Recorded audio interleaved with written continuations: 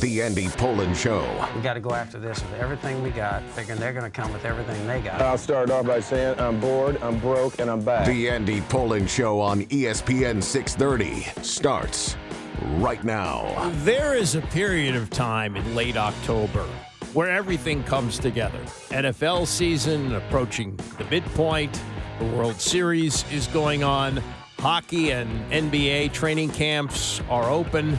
And people will say to me, wow, you must really be busy. No, that's the easy part. All the stories come to you. You just go to the buffet line and pick out what you want. We have days like today where there's nothing. I mean, nothing. NBA All-Star break still going on. Hockey's out for the Olympics. Not that I talk a lot about hockey here. There's one college basketball game tonight. The Commanders are looking forward to, but not this week, next week, the Combine. And it's kind of the barren wasteland of sports. We have a couple of these periods of time. One happens right around the baseball All-Star break. I try to be off that week. This is where you earn your money. And people who are interested in doing this for a living, though it's a shrinking business, but those who have been interested in doing sports talk shows over the years, you're asked to fill hours of time and hopefully keep the people who are listening to you interested. Because if they're not, they leave, and enough of them leave, and they leave for good, you don't have a job anymore.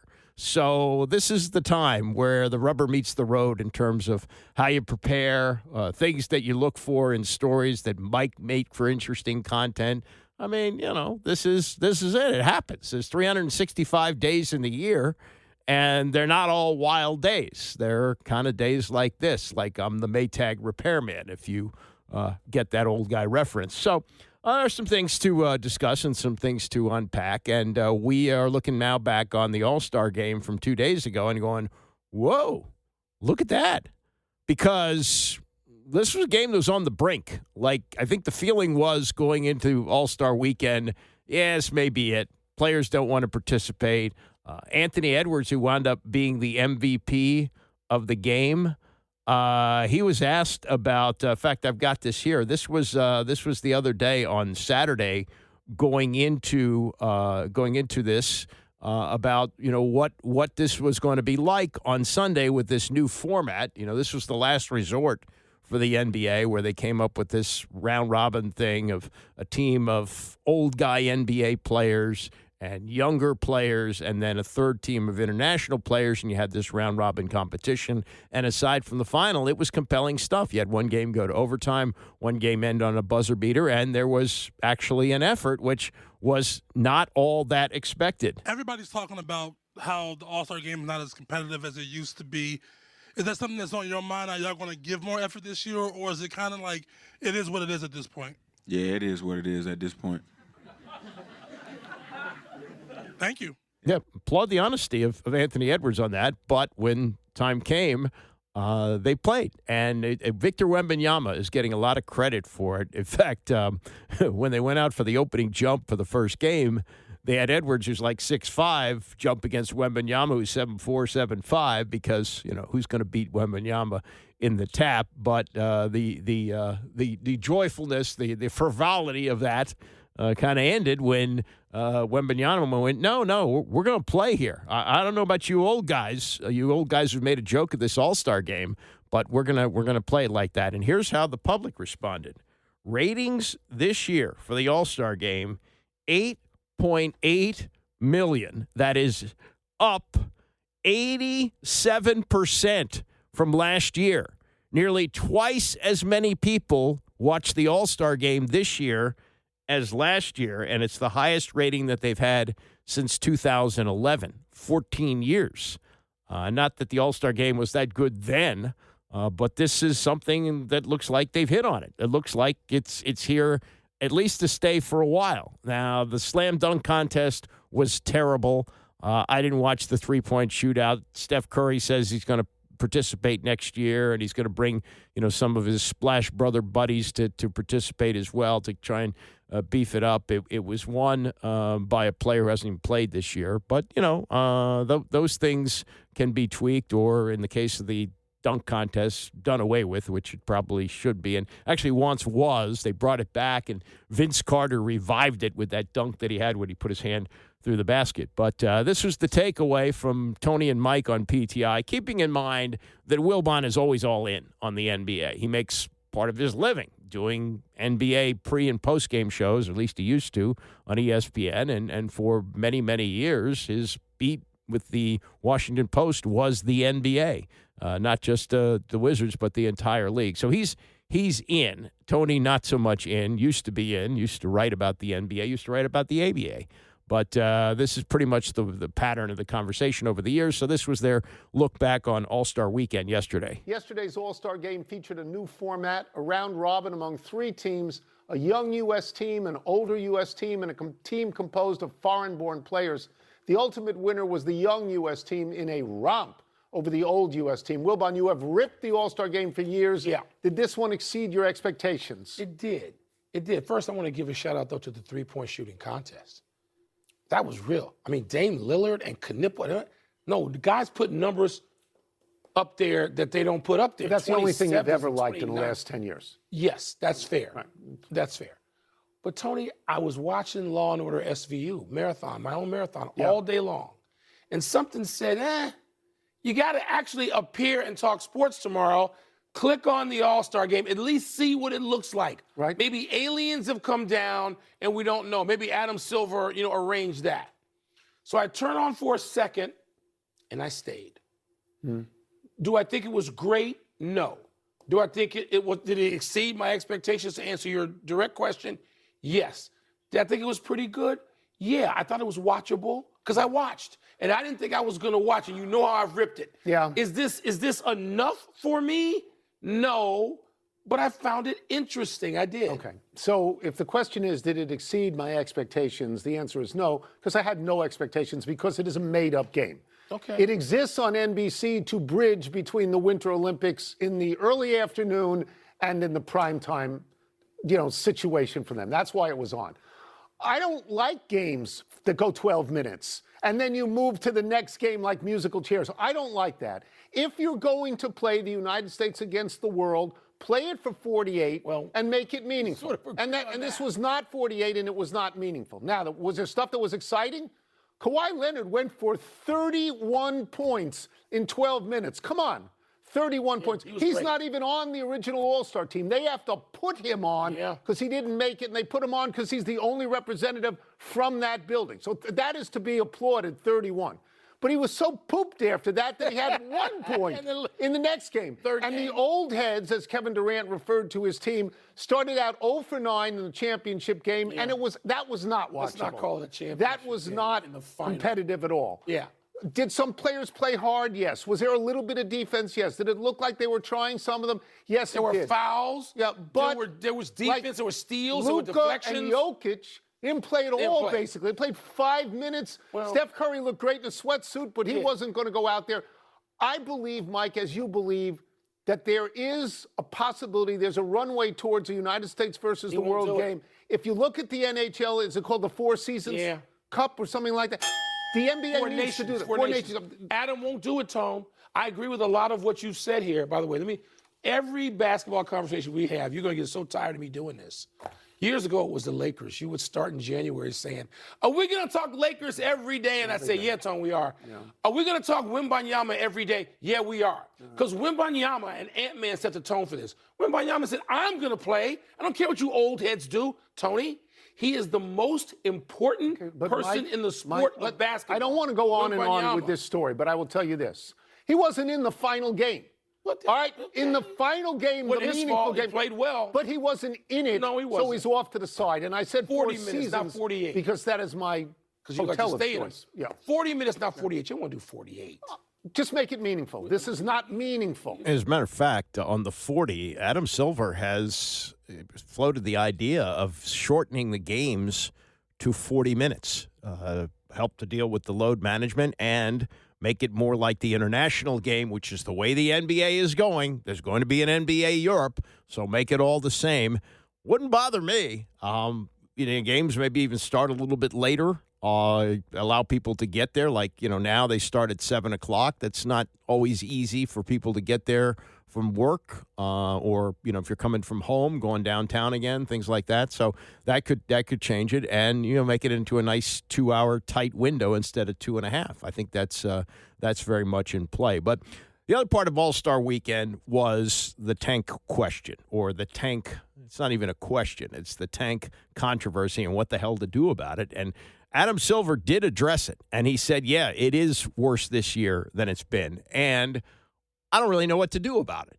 At least he's honest in that regard, that there is a tanking issue. And he says, and he's right, he says, you got these an inordinate number of players this year that could be franchise-changing players. So your chances, if you get into that top 3, are greater of improving your team dramatically. And then this is the truest thing of all. You don't want to be where the Wizards were for decades. Like, okay, first round. Hey, that was great. Did we contend for the championship? No. Are we ready to contend? No, not really.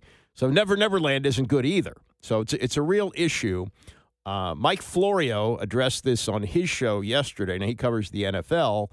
And the NFL won't even admit that there's a tanking issue. It's a little bit different because of the schedule. You're only playing 17 in the NFL, and you're playing 82 in the NBA. But there's also this angle, which I hadn't really given much thought to, but is really important these days. It's the gambling. And the leagues are in bed with the gambling. They're making lots of money on it. And when gamblers know, I mean, that probably influences the point spread, so maybe it comes out in the wash. But when you go and you bet on a game, you're assuming that the teams are trying to win. It's not the players that aren't trying. It's how management engineers it. The star players aren't playing at the end of the game, which is why Utah got popped for $500,000 the other day, and the Indiana Pacers got hit for $100,000, and maybe more fines are coming. That's not the answer either. There's got to be some way to handle this, but with the gambling thrown into it, it just complicates things, and this is how Florio explained it on Pro Football Talk. The incentives are misaligned because in theory, you have an incentive to win every single game you play, whether you're a contender for a championship or not. That's how they want it to be. They want the integrity to be pure. They want the competition to be unquestioned. In every given game, in any given game, both teams are trying their damnedest to win. That's what they're selling, and that becomes more important in an age of widespread, legalized, normalized, and highly profitable gambling. You need people to think that every game is on the up and up, that no one has any motivation other than to win. But if you're thinking about the future, and Adam Silver laid it all out. See, the NFL will never even talk about this. Their approach is pretend that the incentives aren't misaligned. They have a firewall between what it means to be really bad and what it means to parade around as the team that holds the top pick in the draft. Because the draft for the NFL has become this all-encompassing, ultimate traveling reality show about nothing. They could do it by group text. They've turned it into this thing that's going to draw hundreds of thousands of people, and they fudge the numbers. We'll talk about that more when they start saying how many hundreds of thousands attended the draft in Pittsburgh, just like they did it last year and just like they'll do it every year, because they want to make it seem like a bigger deal than it is, so it continues to become a bigger deal. I better get to the draft. It's a pilgrimage. Oh, the draft is only 100 miles away. I better go. I better go to the draft. Everybody who's anybody is going to the draft. And they've made it something so big that it's unassailable. And the one potentially fatal flaw is the reality that someone could engage in tanking so blatant and so obvious that it will lead to consequences, whether it's congressional investigation, legislation, regulation, prosecution, litigation, whatever it may be. Because the fundamental problem, and this issue has kind of broken through to mainstream, I saw somebody on one of the cable news channels this weekend making the argument that there should be a racketeering investigation of the NBA teams that aren't trying to win because the whole premise of gambling is both teams in every game are trying to win. But that's out there. It's out there. And yes, am I the only one that is banging this drum? I don't know. Maybe. But I'm going to keep banging it because I feel like the NFL right now, and the NBA may be in this same boat. I don't know. I don't cover it. The game, I think, is make as much money as possible from gambling. And what's coming next? Prediction markets. Make as much money as you can before the reckoning inevitably arrives. Delay the reckoning as long as you can. But until then, you'll make as much money as you can. And you'll deal with the reckoning when it comes. And when the reckoning comes, it won't be nearly as bad as it should be, given everything we've done before the reckoning. I mean, that's basically what's gone on in college sports. That's the current chaos in college sports in a nutshell. The universities under the umbrella of the NCAA were able to delay the reckoning that they need to pay the players for decades. And the house caved in a few years ago. And of course now, it's someone else's fault, not ours, that we had these antitrust violations that deprived the players of fair payment for years and years and years and years. So it'll be different, but similar when the reckoning comes for the NFL, the NBA, and gambling. Yeah, and it's the money grab now. You know, there used to be this show, I think it was called Diamond Head, a game show, and the prize was you win in this vacuum tube, and these bills, $100 bills, were floating all over the place, and you had to grab as many as you could before they shut the vacuum off. That's kind of what's going on right now, and I think Florio's right about that. But there are a lot of forces at play here, and few solutions. There's one offered up by my buddy Tom Lavero in the Times today about teams who are tanking. He said, why not give rebates to the fans? And here's his plan. If your team is designated by the league at a certain point in the season as a tanker, then the fans for that team buying season tickets get a percentage of their money back, and game day tickets are reduced. That actually is not a bad promotion. Now, I don't know how it's determined how you're tanking or if you're tanking. Maybe there could be something done with the league, but that might sell some more season tickets. Like, hey, you want to go watch the games, and if we're designated as a tanker, then your tickets are half price or however they do it.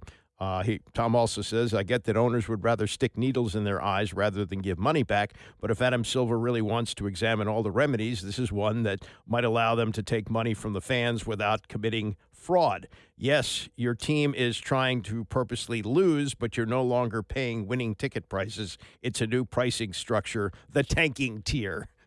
That's not a bad idea. So, I guess it must be the toughest job in sports right now. To be selling Wizard season tickets. I mean, that's probably left to kids right out of college. Sure, kid, here's a phone. Go for it. But that might be it, the tanking tier. We're also offering the tanking tier. So if the league designates that we're tanking, you get your money back or some of your money back.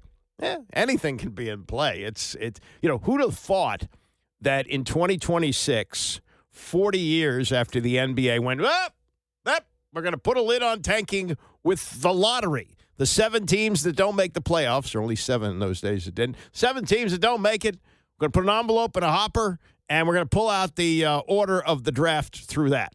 That'll put an end to it.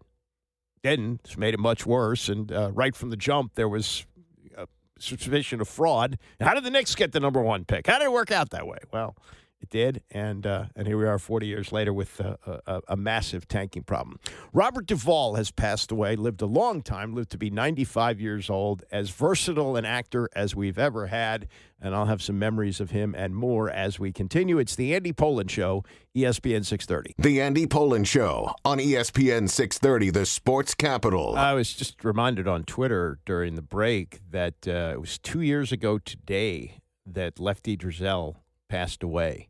And I remember doing a tribute to Lefty. Lefty, a big part of my sports life. There was a period of time in this town where he had 2 teams that mattered, the Redskins and Maryland basketball.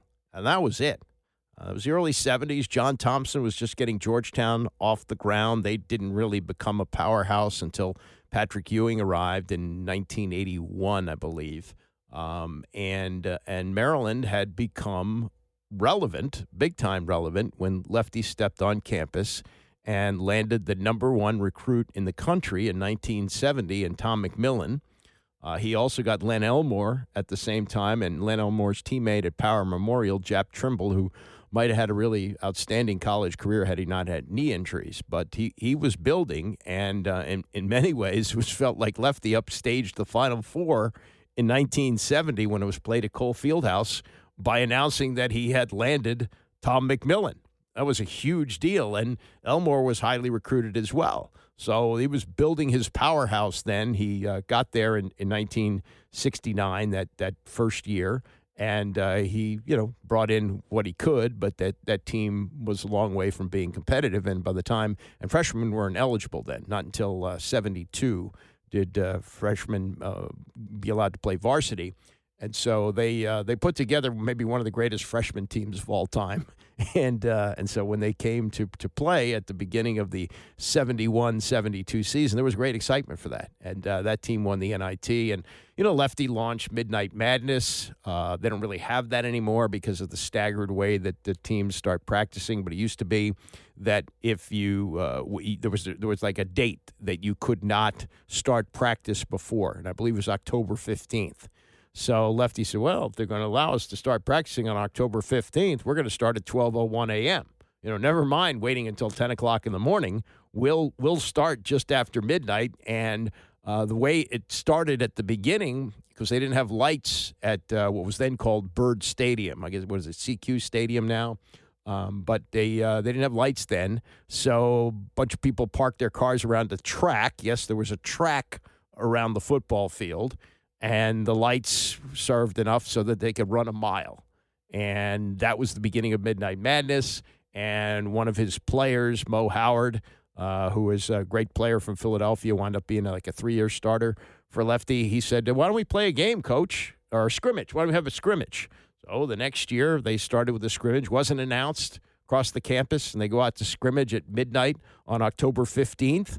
And they look up in the stands, and there's like 8,000 people there. And they knew they had something. And that was the beginning of that. And just the whole level of excitement for college basketball that he brought to this town. And, we're in an era where things move along quickly. Lefty coached his last game at Maryland in 1986. The tragic death of Len Bias forced him out ultimately. And he wound up coaching at least 2 other places, maybe 3. I know he went from there to James Madison and Georgia State. Yeah, so maybe those were the 2 stops afterwards. He stopped coaching when he was in his early 70s. And, time passes and people forget. But it was 2 years ago that he passed away. And when you think of the giants of sports in this area, people like Joe Gibbs of that level, like Wes Unseld, like John Riggins, Sonny Jurgensen, who just passed away.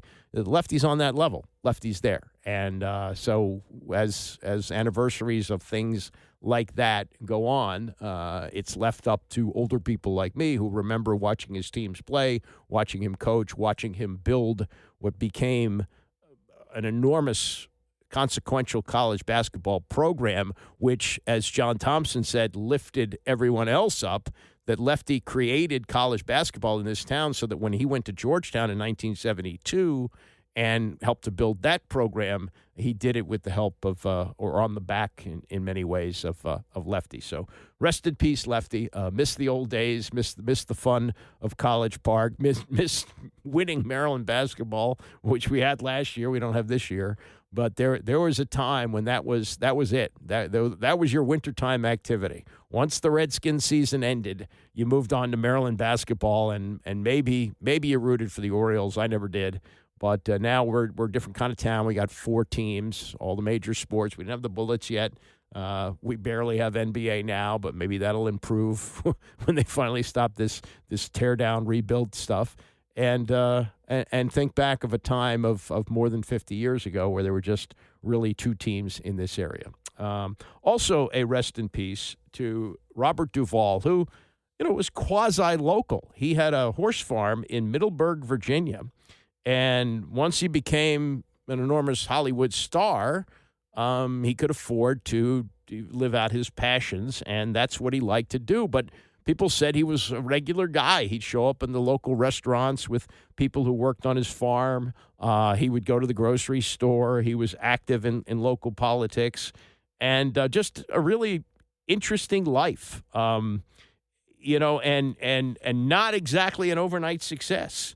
He was born in San Diego and had been drafted into the Army, spent 2 years in the Army. When it came time to start school, he went to a small school in Illinois, and he found something that interested him, acting, because he hadn't been much of a student. He was close to flunking out, but he was in a couple of plays, and they said, it looks like he's got potential, and his parents were thrilled. Oh, at least he could do something.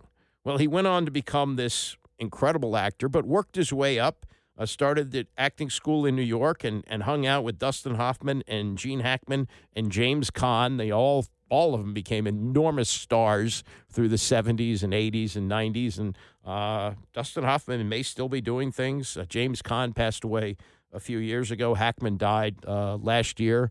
But they were among the most prolific actors of their generation, and they just happened to get together at that time. He had done some Broadway plays and things like that, and then he got a role in, not much of a speaking role. I think he only had one line in To Kill a Mockingbird, but he clearly got the part of Boo Radley, and he would become the character. And as I said in a tweet last night, every movie I ever saw him in, he was 100% believable. You believed he was this guy. I think most people became familiar with him from the movie The Godfather. Godfather came out in 1972, and he played the consigliere of the family, and the famous scene where he goes to meet with the Hollywood director who didn't cast Johnny Fontaine in a movie that the Godfather's godson he wanted him to be in, and he basically cusses him out. Tom Hagen, played by Duvall, get out of here, and okay, I'm leaving. And the next day, the beloved horse of the Hollywood film mogul, finds the horse's head in his bed, and the scream that you hear. Now, that's not Duvall, but Duvall sets the whole thing up, and he becomes that character. Did not do Godfather 3, not because he thought it was a piece of crap, which I think it was. It's that it was over money. He wasn't happy with the money he was getting. So he did Godfather 1 and Godfather 2. But then in 1979, played a totally different role and probably gave us the most iconic line of his 50-year plus movie career, playing Lieutenant Colonel Bill Kilgore in Vietnam. You smell that? Napalm, son. Nothing else in the world smells like that.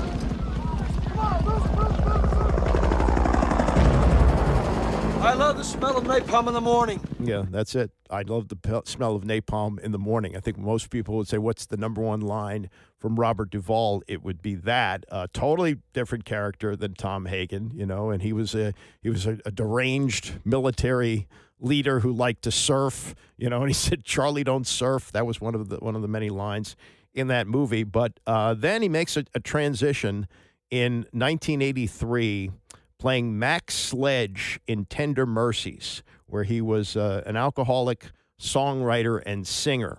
And when he won the Academy Award for that, what you're going to hear is adoration from the film community, but adoration that was most important to him.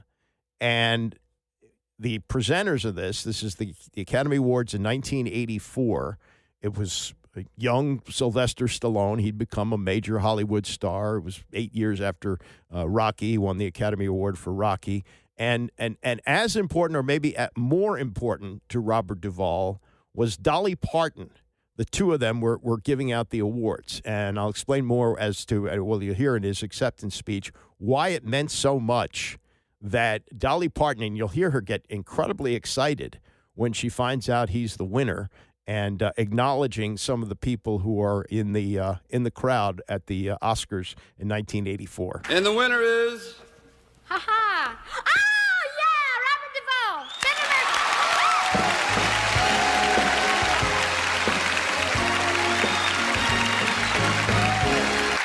Thank you very much.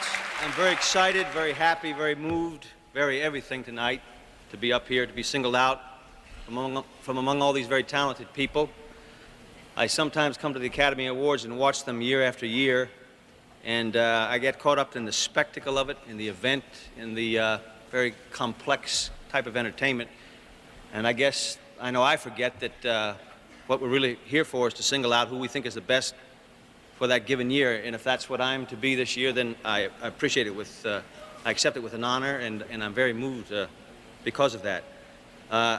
I think we set out to make a film, a very truthful film, a very good film. I think Bruce Beresford, Horton Foote, the Hobels, EMI should all be commended for a very wonderful job that they did in putting this film together.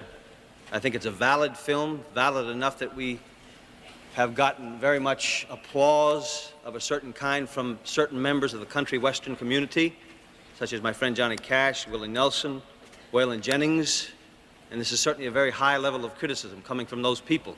And if I didn't have that on one hand, I would feel that this, on the other hand, was not complete. But the combination of both tonight makes this a very complete and exciting evening for me tonight. And I want to thank the Academy very much for this award. I'm very happy. Thank you. So what he's saying is, yeah, the film critics, that's nice. But the authentic people, the people that I am trying to be like in this movie, their approval means the most to me, which is why, and this is, kind of a forgotten role, he actually did play Stalin and explained in a talk show with his wife present. He's married 4 times, and the wife he was married to at his death, she's 42 years younger, and liked to tango. That's how they met. He was a great tango dancer, too, along with his many other skills.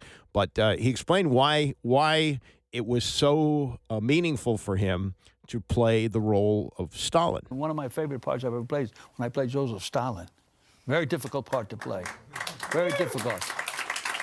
What was the percentage with Joseph Stalin? I had to find some sense of vulnerability. You know what I'm saying? And I don't read reviews, but the best review I ever got was from Nikita Mikhailkov's father, who worked 8 times with Stalin, and he said I did it okay. So that was a great review. I mean, I don't have to go to a newspaper to read that. I don't have to go to William Holden of the New York Times. Yeah.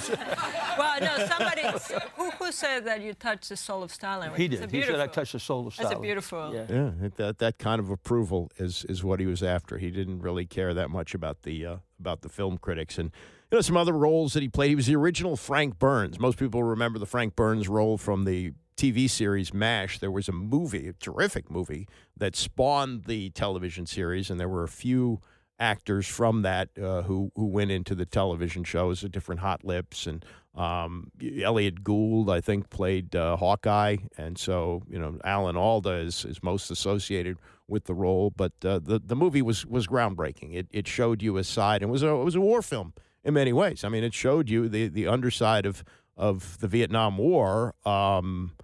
In a comedy, and it was an interesting way of presenting things. Very controversial at the time, but did very, very well at the box office, and Duvall was in that. He was also, we look back on this, this is 50 years ago, and it's interesting how art would soon or later imitate life, or one way or the other. He played in the movie Network. The most famous line is, I'm fed up. I'm not going to take it anymore. It was about the growing influence of ratings into news and television. It's interesting. It came out in the same year as All the President's Men. So people of my generation, journalism schools were mobbed in the coming years because people, I want to be the next Bob Woodward. I want to be the next Carl Bernstein. I want to change the world with journalism. Well, the other side of it was presented by Network, and unfortunately, that's a more realistic picture. Now, he played Frank Hackett, who yells at William Holden. William Holden plays the head of the news division and talks about, hey, we got to get ratings here. And he becomes the corporate hatchet man. And a lot of us of that era can certainly relate to what's happening now in the news business, including the shutdown of the Washington Post sports section a couple of weeks ago. And this is one of the roles I think that I enjoyed him most in and find it relatable. The book actually by Pat Conroy was better than the movie, The Great Santini. although the great Santini was excellent. And Pat Conroy was a tremendous writer. Went to high school in this area, played basketball at Gonzaga, and later played at VMI, wrote a book about that, which is another one of his many books that's great, called My Losing Season. But the great Santini was about the relationship with this ultra-competitive father. And here it reaches the point where Pat Conroy is taller than the father. He's a better basketball player at this point. He's like 17 or 18 years old. But the competitiveness of Robert Duvall, who plays this drill sergeant, can't get past that, even with his own son. Get smart with me, Jock. I'll kick your butt. Now, come on, guard me. You got to win by 2. I'm not going to guard you, Dad. Hey, Mama's boy. Mama's boy. I bet you're going to cry. Come on, Mama's boy. Let's see you cry. Come on. Squirt a few. Come on. Cry. Come on, cry. Come on. Come on. Just a few. Come on. Squirt a few. Come on. Let me see you squirt a few. Come on. Cry. Cry. 1, 2, 3, cry. 1, 2, 3, cry. Come on. Come on, baby. Come on, little girl. Cry. Cry. My favorite daughter, Ben. I swear to God, you're my sweetest little girl. This little girl just whipped your ass good, Colonel. Slams the door. Yeah, I mean, he's bouncing the ball off his kid's head as they're going up the steps, and that was a lot of the crux of the movie. That the father, couldn't separate his job, building up men in the military versus the love for a son. And eventually they reconciled. That's in another one of his books. I think there's a follow-up to The Great Santini. Anything you can get your hands on written by Pat Conroy, you should read it. I thoroughly enjoyed his work. 57 movies during his career. 57 movies and a lot of television. And many consider his work in Lonesome Dove the greatest role of his career, a television miniseries. I don't even know if they do. Well, yeah, they do, binge watch stuff on that was the beginning of it, before there was like Netflix and stuff like that. You could watch those miniseries a weekly basis. Network, probably the most famous one is Roots, came out in 1977. Those of you who like the tabloid industry, this is a great movie. It's called The Paper, and he plays the editor of that.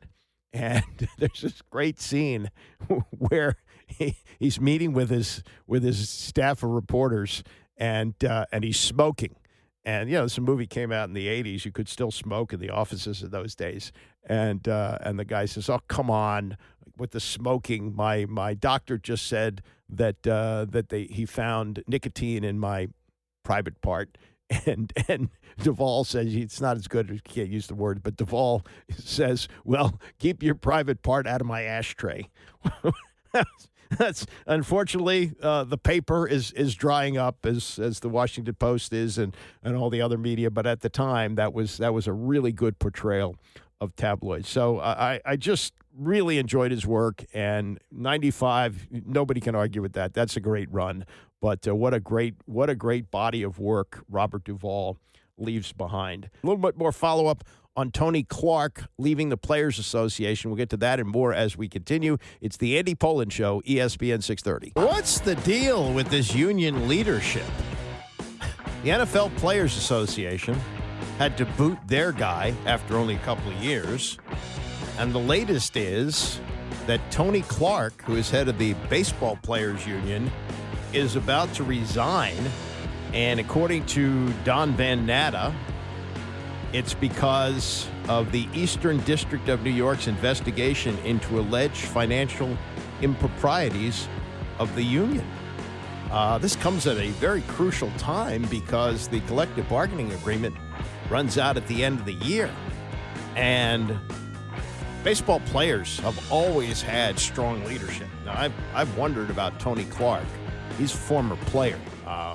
As the great John Thompson used to say when he was defending having David Falk as his representative, I don't want a poodle guarding my house. I want a Doberman. And Tony Clark is a former player. I don't think this is the best thing. He's 53 years old. He joined the Players Association after a 15-year career in the majors and took over as the executive director in 2013. Michael Weiner, I remember that. He had a brain tumor, passed away, but Michael Weiner was not a former player. He was an attorney, and that's what you want. And now, apparently, this is not necessarily related to the collective bargaining agreement coming to an end. It's more about this investigation into financial improprieties, which I'm sure they'll deny, but they'll call it a distraction or whatever.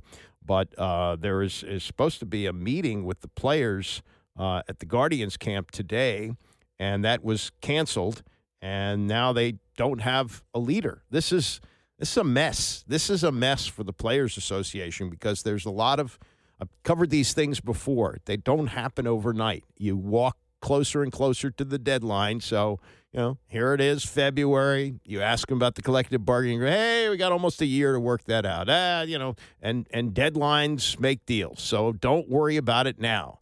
But I've seen you walk closer and closer, nothing happens. And then, finally, and when the collective bargaining agreement ends, you're still going to be 3 months away from the start of the baseball season. Don't worry. We got time to get this done. And I was there day after day in 1990 during the lockout when this stuff was going on. And the players were about to cave. And Don Fehr, who was a strong leader, brought in his mentor, Marvin Miller, who was the first head of the Players Association, who looked at them and said, this is the most abused group of workers I've ever seen. They got the reserve clause. They can't go to another job, so they have no bargaining power. And through the various steps, he was able to get that with the help of Curt Flood, who challenged the reserve clause to the Supreme Court, and they became the strongest sports union there is, and still to this day is. They don't have a salary cap like the other sports, and the owners want to have one. They're looking at some of these contracts and the haves and the have-nots, and, we got teams that are spending less than $100 million a year, and then you got teams like the Dodgers and the Mets are spending over $400 million a year. And they don't care. And they got luxury tax that they pay, and they don't care. Some of them are paying luxury taxes higher than the payrolls of some teams. And without the Steven Strasburg contract here that they're still paying off, it would be bupkis for the Nationals. And that's what they want to do. So that's a significant development as Tony Clark is out, and apparently it's related to this court case with financial improprieties. No head of the union going into what is a very, very crucial period of time for the Baseball Players Association, and maybe the owners will emerge on the other side with a salary cap. I think it makes sense. I'm not an economist. I'm not a union leader. Been in a union a long time. But the big thing about a salary cap is there's also a salary floor. So teams have to spend a certain amount of money. They wouldn't be able to get away with a $60 or $70 million payroll. You'd have to spend maybe twice that much, and then the cap might be whatever it is. And the luxury tax, which was supposed to, filter money to other teams like Dodgers and the Mets spending all this money. Oh, they pay the luxury tax. Luxury tax gets distributed to the other teams, so they'll have money to pay free agents. Not working that way, because if you're the Pittsburgh Pirates or you're the Tampa Bay Rays, you're saying, well, if we spend another $100 million, are we going to be competitive with the Dodgers? No, we're not. So we might as well just keep the money. And that's where things are. Big development there for the union. So yesterday, Drew Brees, newly minted Hall of Famer, was on the New Heights podcast with the Kelsey brothers, Jason and Travis. Very successful podcast. And he revealed something that was kind of in the wind out there. Remember when the Colts were looking for a replacement for Daniel Jones, and they shockingly brought back Phillip Rivers? Well, they kicked the tires on Brees, and Brees said he's feels great physically, feels mentally sharp. He's now, mid-40s, mid-40s, probably. He was 40 when he retired, so he must be about 45. And they're the same age as Rivers, I think, right? Maybe the same draft. No, he was older. He's a little older than Rivers. Anyway, he said he went out in the backyard and tried to throw. It seems that the shoulder injury that he had, which almost ended his career before he went to New Orleans, at the end of his career end of his run with San Diego when he got hurt, and Dr. James Andrews kind of saved it. Well, the shoulder eventually wore out. He played 20 years in the NFL, the last 15 in New Orleans, And now at this age, it's catching up with him. So he says basically he can only throw left-handed at this point. But the mind is there. The rest of the body is there. The shoulder just is not. But he also was very, I think, very well described very well the process that it takes to become a starter in the NFL, where you shouldn't just throw a guy in there. And this is kind of forgotten, because people thought of him as a guy who started for day one for the Chargers.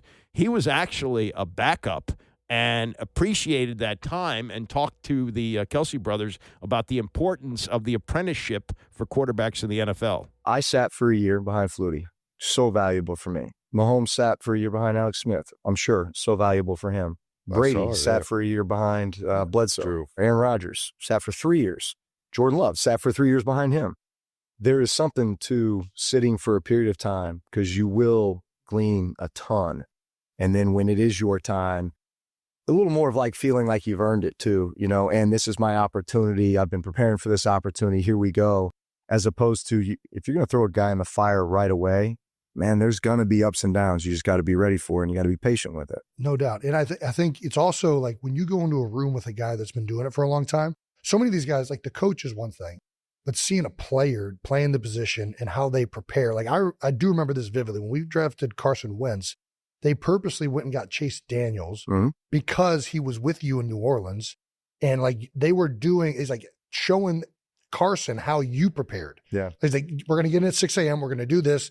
This is how Drew prepared, and like all of that. Like it's so important to have that perspective of it for some of these young Qs as well. I have two theories around when a quarterback's going to be ready. Yeah. Number one is having a great veteran backup or veteran starter who starts in front of you for a period of time before you then have the opportunity, which is kind of what we just talked about. Right. The second is I think you need roughly 50 high-level starts before you are really like there and ready. Yeah. Those high-level starts could be college. Okay. Like plenty of times we've seen this potential drafted, but they only had 15 college starts. Well, if that's the case, it's going to take them 3 years before they're ready. I'm just telling you, right? So then start looking at the guys like Brock Purdy. Brock Purdy, undersized, all these things, like 50 college starts at Iowa State. So I can tell you, most of the times when they stepped foot on the field, they were the underdog. Yeah, right? Ball, he was having to He was play, throwing a lot of balls, they were having to punch well above their fighting weight. Oklahoma, Texas still in the conference, everything. Right? Yeah, You know what I'm saying? playing in some big You know what I'm games, saying? yeah. So he comes in and you're like, okay, he's got some experience. Like he's got something to him. Hence why maybe this success happened a little bit quicker. And he's playing for a really good team with some good players, right? There's some other examples of that. But yeah, I think it's the number of starts really has a lot to do with their readiness. Yeah. I think to step into that role too. Another good point that Breeze makes in that, it's not just the experience that you have playing college football, it's who you're playing for. So Brock Purdy playing for Iowa State, where just about every game they play is a really tough game, it's different, and this was a very tragic story here. Dwayne Haskins, who comes to Washington in 2019, I believe, out of Ohio State. He was a starter for only 1 year there. He actually beat out Joe Burrow. Urban Meyer elected to go with Haskins over Joe Burrow. Burrow transfers to LSU, sits out a year, has a pretty good year his first year there. Second year has one of the greatest years of all time. Now, he's got unbelievable talent around him, but he's turned out to be one of the best quarterbacks in the NFL.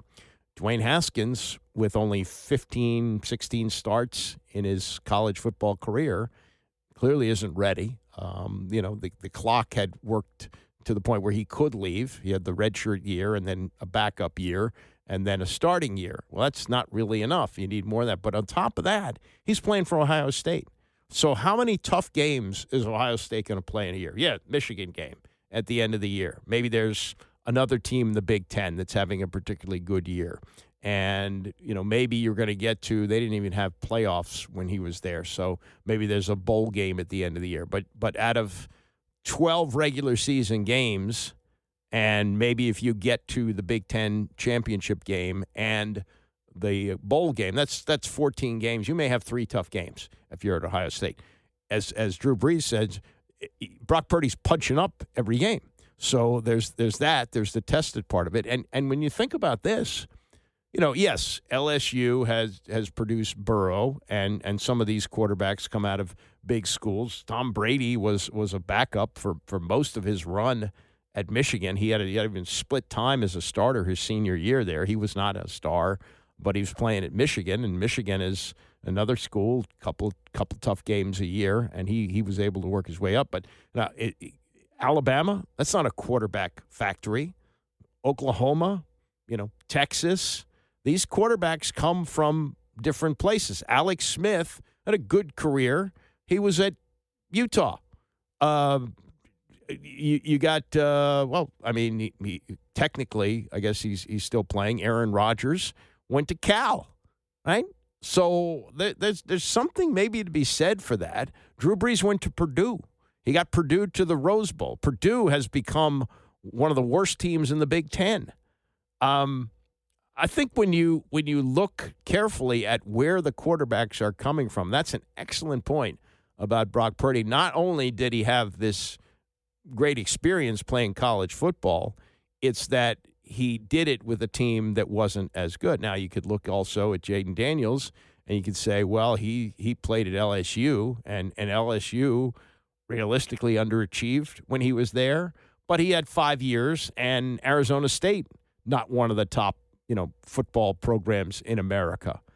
He was good enough to play there and good enough to be a starter, but nobody shed any tears when he left, and he went to LSU. So quarterbacks, you also in some ways might look at that as a negative from where they come from. Not in the case of Burrow, and he had some of the best.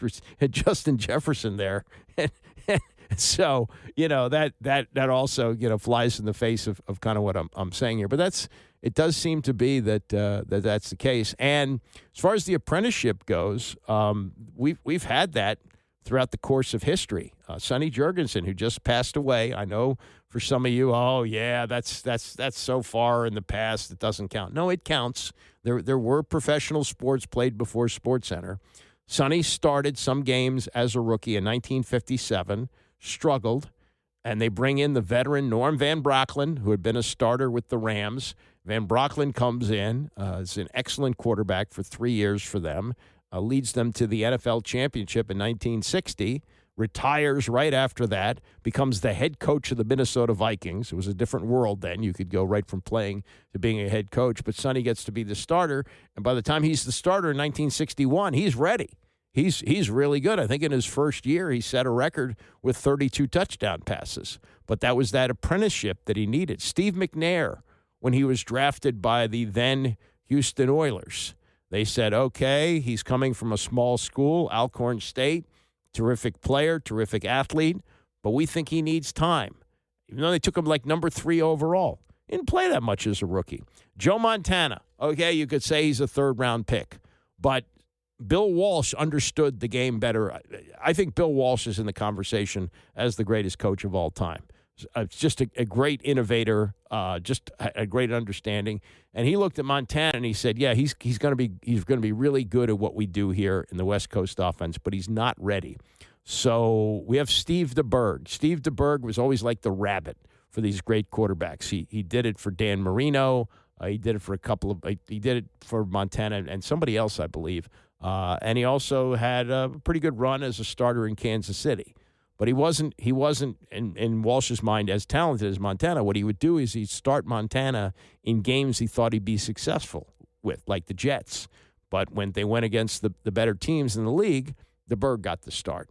So this is a really good tutorial from a quarterbacking play. The problem is there's such desperation to get a quarterback, and you want to get him up to speed before the rookie deal runs out. Like you have him under this relatively inexpensive control, even if he's the number 1 pick of the draft for a while. But once you get to that 3rd year, you got to make up your mind. And so if you haven't played him, what do you have to go on other than what you saw in practice and maybe in a couple of exhibition games? So it's a tough thing to do, but I think Breeze is 100% correct on that. Anyway, that's it for me. Bram is coming up next, and I will see you back here tomorrow morning at 9 a.m.